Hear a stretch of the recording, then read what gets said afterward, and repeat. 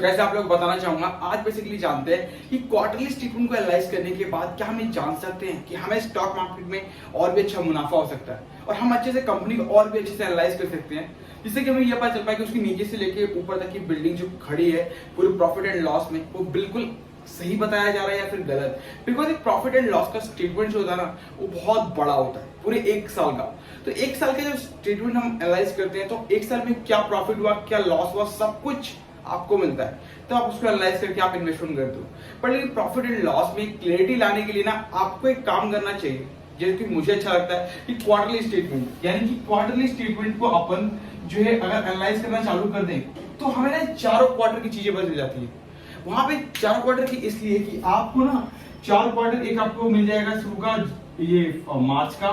And दूसरा मिलेगा जून का, एंड तीसरा मिलेगा सितंबर का, एंड चौथा मिलेगा दिसंबर का, राइट। एंड चारों मंथ्स में, यानी कि प्रॉफिट एंड लॉस में तो वो दिखता है कि मार्केट में कंपनी ने नेट सेल्स इतना किया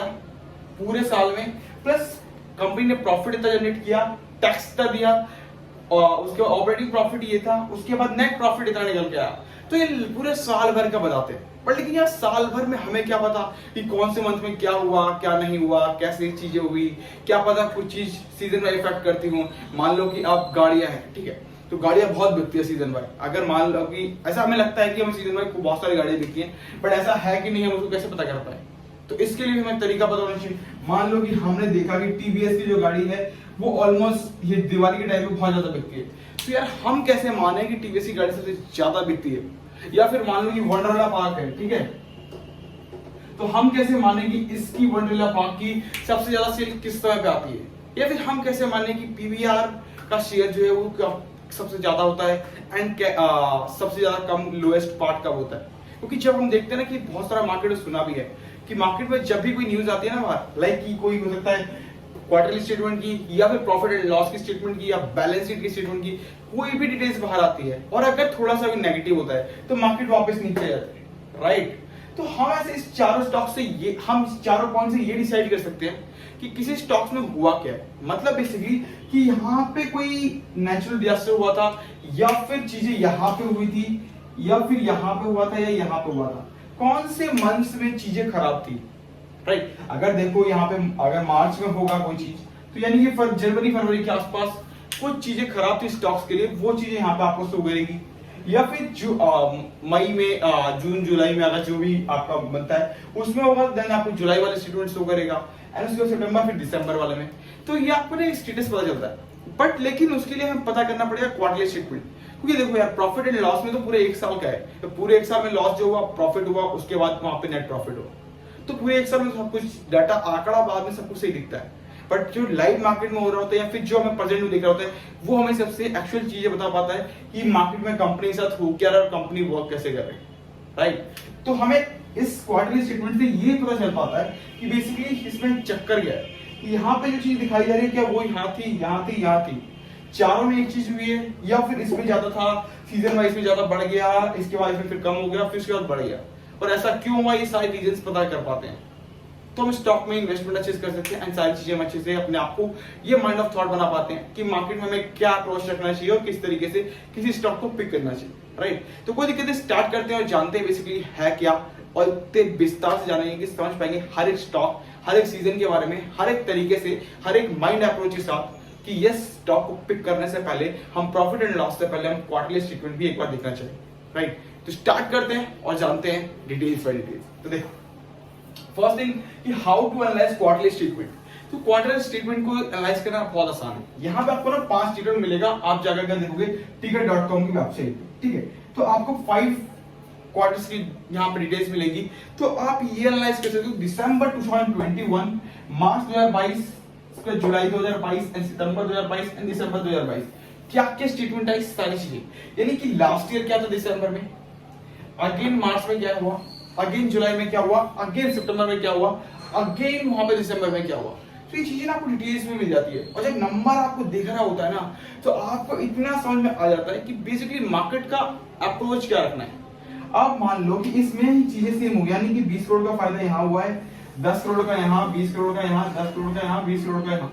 तो आपको लगेगा कि कौन से सीजन में, गर्मी सीजन में क्या ज्यादा हो रहा है, उसके बाद लास्ट मंथ पूरे ईयर के एंड में क्या हो रहा है, प्लस मार्च वाले सीजन में क्यों कम है सेल उनकी, कैसा क्या प्रोडक्ट हमने बाय किया। अब मान लो एक एग्जांपल देता हूँ, बेसिकली एग्जांपल के साथ चलते हैं ना तो अच्छे जान पाते हैं। अब वंडरला पार्क, ठीक है, वंडरला पार्क में क्या की ना, वो पार्क का बिजनेस है, तो उनका केरला हो गया या फिर केरला एंड कोची, इन सब जगह बहुत सारे इनके पार्क है, तो इसके ऊपर एक पूरी कंपनी है, तो उसके ऊपर वर्क करती है। तो देखो अब क्या है कि दिसंबर के टाइम पे तो थोड़ा सही चल रहा होता सेल, बट लेकिन अगर वही तुम मार्च के टाइम पे या फिर आप देखोगे सितंबर के टाइम पे या सितंबर के टाइम पे, तो इनकी सेल ना कम होती है। और ये चीज आप जून पे देखोगे या दिसंबर पे देखोगे तो ऑलमोस्ट जून सबसे ज्यादा, प्लस आपको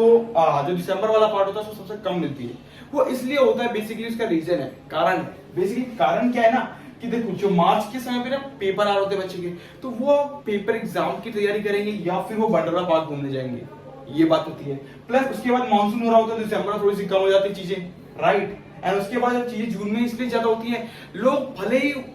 झूला झूलने ना आए पार्क में, बट लेकिन वो इसलिए पार्क में आते हैं कि जिससे कि वो कम से कम एटलीस्ट वाटर पार्क का यूज कर सकते हैं, क्योंकि उनके पास तो वाटर पार्क की भी चीजें हैं। अब हम ये जान पाए कि हमें मार्केट में बयान कर पाए कि ये मार्केट में होता क्या। बेसिकली मार्च में क्या सेल है, जून में क्या सेल है, सितंबर में क्या सेल है, दिसंबर का सेल है। यहाँ पे ये पता चलता है कि मार्च में ना कुछ मानसून,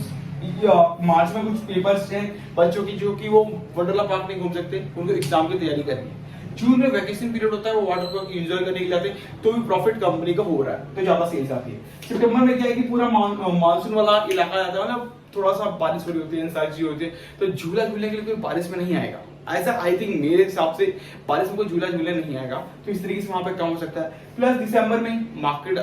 ठंडा ठंडा मौसम होता है, सारी चीजें होती है, तो लोग इंजॉयमेंट करने के लिए बाहर निकल सकते हैं, तो एक सेल बढ़ जाती है वहां पे। तो इस तरीके से चलता है प्रॉफिट, राइट। अब उसी तरीके से मान लो कि आप अगर देखोगे तो लोगों का आपका मानना होगा कि यार सेम चीज यहाँ पे अगर मान लो कि बाइक में टीवीएस में देखूं या फिर आपको बजाज में देखूं या फिर आप कोई भी ऑटो सेक्टर उठा के देखो, तो आपको लगता होगा दिवाली के टाइम में ना सेल ज्यादा होगी, तो आप उसके क्वार्टरली बेसिस को जो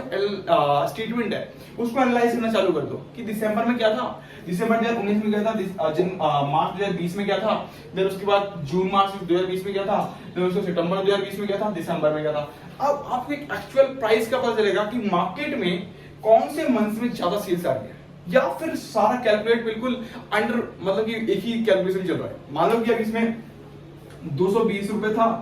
तो वही चीज 220 रुपए आगे भी कंटिन्यू हो रही है, भले मतलब कि 222 हो गया किसी में, कभी 223 हो गया, अदरवाइज 220 आ गया। तो ये चीज चारों जब एक ही साइड चल रही है तो हम कहते हैं कि चलो कोई चेंजेस नहीं है।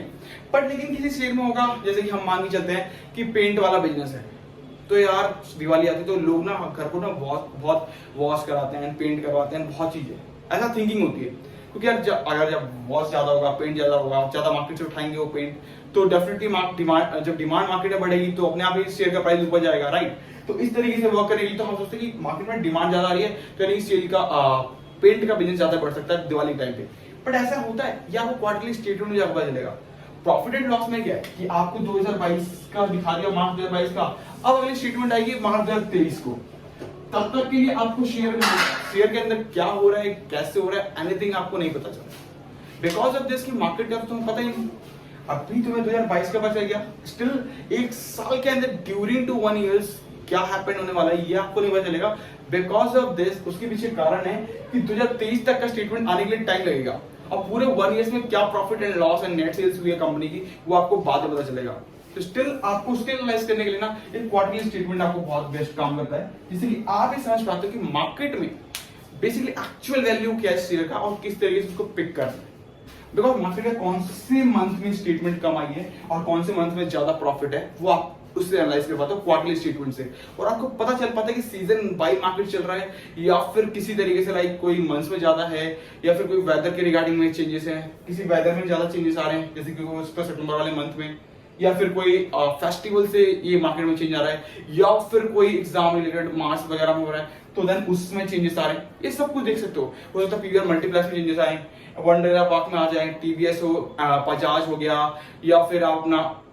हीरो हो गया, ये सारी ऑटो सेक्टर को देख सकते हो, ऑटोमोबाइल कंपनीज को। एंड उसके बाद आप एफएमसीजी में देख सकते हो। तो एफएमसीजी में तो आई थिंक इस कंटिन्यूसली जो है आपको नहीं देखने को मिलेगा। बता देता हूँ क्या है, देखो आप एक मान लो कि एक नॉर्मल से एग्जांपल देता हूँ, मैंने आपको सीजन बाय बताया एंड ऑल बताया, तो आप एक एग्जांपल लो कि हिंदुस्तान लीवर है HUL, अब इसका क्या प्राइस फ्लक्चुएट होता होगा, आपको ठीक लगता है? मेरे ख्याल से नहीं होगा, बिकॉज ऑफ दिस यार मार्केट में हम जो सोप यूज कर रहे थे वो आई थिंक आज भी कर रहे थे और जो आने वाला सीजन होगा उसमें भी करेंगे। एंड आई थिंक ऐसा कोई भी हम चीजें यूज, साबुन यूज करें या फिर कोलगेट, ठीक है, या फिर इसका जो भी आपका HUL का जो आता है ऐप, उनके पास जो है जो इनका जो क्लोजअप है, ये क्लोजअप हम आज भी यूज कर रहे हैं, कल भी यूज करेंगे। तो यार HUL एक FMCG कंपनी है, यानी कि जब डेली जरूरत की चीजों में जो काम आता है वो कंपनी है, तो उसमें सीजन क्या डिपेंड करता है। बट लेकिन जो PVR मल्टीप्लेक्स है या फिर जो आप वंडरला पार्क है, उसमें इसलिए चेंजेस आते हैं और बिकॉज के पीछे पर्पस है कि पार्क में बंदा गर्मियों के दिन में जाके नहीं बैठेगा। अब आप बोलोगे कि सर अप्रैल मई की गर्मी में जाके आप पार्क में जाएगा, तो वो नहीं जाएगा, ठीक है, वहां पे वो वाटर पार्क के लिए जाएगा, अदरवाइज वो नहीं जाएगा, राइट, वो झूला झूलने नहीं जाएगा उस गर्मी में पसीने में। तो इस तरीके से वर्क करता है वो। तो माइंड ऑफ थॉट क्या, थिंकिंग क्या, ये आप पे डिपेंड करता है, उसको तरीके से चॉइस कर सकते हो। एक और बड़ी इंपॉर्टेंट चीज जो मैं आपको बता देता हूँ पूरे वीडियो से, देखो आप मान लो कि HUL ने एक चीज काम करा, इनका प्रॉफिट ऑफ दी, इन्हें पता है कि इनको ना एक बिजनेस क्रिएट किया इन्होंने, ठीक है, इनका बिजनेस चल रहा है, क्वार्टरली चीजें आ रही हैं, दिसंबर की आ गई, उसके बाद आपका इसका मार्च का आ गया, देन उसके बाद आपका जून का आ गया, देन सितंबर का आ गया, देन फिर दिसंबर का आ गया, ठीक है। अब क्या हुआ ना कि इस क्वार्टर वाइज इसमें 2000 रुपए की सेल हुई, 2000 करोड़ रुपए की सेल हुई, इसमें 18,000 करोड़ रुपए की सेल हुई, इसमें फिर 19,000 करोड़ रुपए की, फिर देन उसके बाद इसमें 2000 करोड़ रुपए की, एंड देन उसके बाद फिर यह तुम्हारा 1900 करोड़ रुपए। तो अब इसमें जब आंकड़ा आ गया ना, तो क्या होता है कि समटाइम्स HUL कंपनी में सेल्स को मेंटेन करके मैनेजमेंट को उस तरीके से चला के लेके जाने के लिए जो कंपनी के ऑन प्रमोटर होते हैं, उन्हें पता होता है कि यार मार्केट में अगर मैंने ये सेल नहीं दिखाई या फिर इससे थोड़ा सा भी सेल कम किया तो मार्केट का शेयर तुरंत ही गिर जाएगा। अभी 2500-2400 रुपए चल रहा है, तो मार्केट का शेयर तुरंत ही नीचे अप्रोच करेगा, यानी 2200-2100 पे डिपेंड करेगा, तो मेरा तो लॉस हो जाएगा। तो अब वो क्या करते हैं ना कि मान लो एक नॉर्मल से एग्जांपल बता रहा हूँ, हर कोई करता है नहीं करता, ये डिपेंड करता है, बट लेकिन जो होता है एक्चुअल मार्केट में वो मैं आपके सामने रख के बता रहा हूँ। देखो मार्च वाले एग्जांपल में क्या हुआ कि 2000 करोड़ रुपए का प्रॉफिट है, ठीक है, भले उसमें 1980 करोड़ रुपए प्रॉफिट है, 20 करोड़ का अमाउंट जो है वो कंपनी ने बिलिंग करा दी है, बट लेकिन इसको जो है तुम्हारा फरवरी 28 को बिलिंग करा दिया मार्केट में, एंड देन वो मार्केट से माल वापस 2 मार्च को वापस रिटर्न आ जाता है कंपनी में 20 करोड़ रुपए का माल। तो 20 करोड़ का जब प्रॉफिट, जो लॉस रिवर्सल हुआ है, उसका जो दिखाया गया डेटा है उसमें तो प्रॉफिट दिखेगा कि मार्च के टाइम पे कंपनी को प्रॉफिट हुआ है, बट स्टिल आप ये नोट डाउन करो कि जो जून वाला स्टेटमेंट आने वाला है उससे पहले जो उसका प्रमोटर है वो आपका शेयर बेच के निकल जाएगा। वो इसलिए कि उसे पता है कि मार्केट में अगले तिमाही में अपना रिजल्ट कम आने वाला है, और जैसे रिजल्ट कम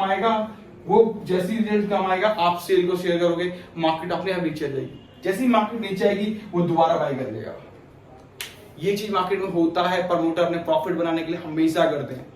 और ऐसा नहीं कि मैं आपको एक्चुअली तो एग्जांपल दे रहा हूं मैं आपको, आप बहुत सारी कंपनियों आप चेकआउट कर सकते हो, स्टेटमेंट पढ़ोगे, रिपोर्ट पढ़ोगे, एनुअल रिपोर्ट पढ़ोगे, इन्वेस्टर रिपोर्ट पढ़ोगे, आपको बहुत सारी चीज सीखने को मिलेगी कि आपको बेसिकली करना क्या है और बेसिकली होता क्या मार्केट में। जो आपको दिखाया जा रहा है कि वो एक्चुअल चीजें हैं या फिर जो दिखाया जा रहा है वो बताया नहीं जा रहा, वो चीज अलग है। वो सब कुछ आपको देखने को मिलता है इन्वेस्टर रिपोर्ट में, एनुअल रिपोर्ट में, स्टेटमेंट में, जो क्वार्टरली स्टेटमेंट आते हैं, सब कुछ रीड करा करो, एक गो थ्रू ले लो, गो थ्रू करके पॉइंटर्स देखे एंड हेडिंग देखी, जो काम किया उसे निकाल लिया, 10 मिनट में काम खत्म, बाहर, सिंपल। आपको क्या होगा कि कंपनी का सब कुछ पता चल जाएगा, आप जिस कंपनी इन्वेस्टर हो आपको पता चल पाएगा कि मेरी कंपनी किस तरीके से वर्क कर रही है, कल का क्या था, पास्ट क्या था, प्रेजेंट क्या चल रहा है और फ्यूचर के लिए क्या गोल लेके चल रहे हो, ठीक है। तो आपके पास तीनों हिस्ट्री मिलेगी आपको सीधा इन्वेस्टर रिपोर्ट में या फिर एनुअल रिपोर्ट में, कहीं से भी एनालाइज कर लो, गो थ्रू कर लो, आधे घंटे निकाल करके आपके पास सारी स्टेटमेंट होगी और आप बिल्कुल राइट ट्रैक पे चल रहे हो, राइट। तो वीडियो अच्छी लगे तो लाइक कर लीजिए, शेयर कीजिए। Thank you so much guys, and यहाँ तक आए तो चैनल को सब्सक्राइब नहीं किया, चैनल को सब्सक्राइब कर लीजिएगा, जैसे कि आने वाली सारी वीडियोस आपको पहले मिल पाए, नोटिफिकेशन पहले आ पाए, एंड बेल आइकन दबाना ना भूलें सब्सक्राइब के बाद, जैसे कि आपको पहले नोटिफिकेशन आ पाए। And thank you so much guys, मिलते हैं नेक्स्ट वीडियो में, तब तक जय हिंद, जय भारत।